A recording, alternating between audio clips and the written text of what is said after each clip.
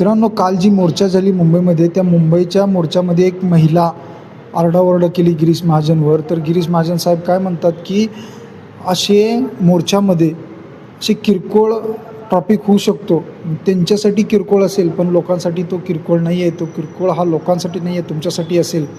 तुम्ही ट्रॉपिकमध्ये जावा, तुम्ही मंत्री आहात, तुम्ही स्पेशल तुम्हाला रस्ता दिला जातो, स्पेशल तुमच्यासाठी फोर्स असतो, तुम्हाला कुठलीच गोष्टी तुम्हाला काहीच कमी नसते.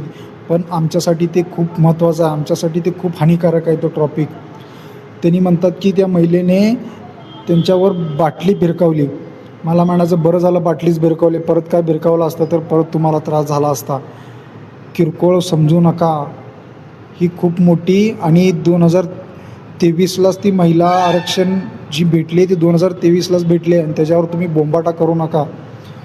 उगं बोंबाटा करून गाव बोंबाटा करून काय मिळणार नाही आहे, 4 मतं मिळणार नाहीत. लोक समजले तुम्हाला. व्हिडिओ आवडला असेल तर फॉलो करायला विसरू नका आणि तसेच लाईक करा.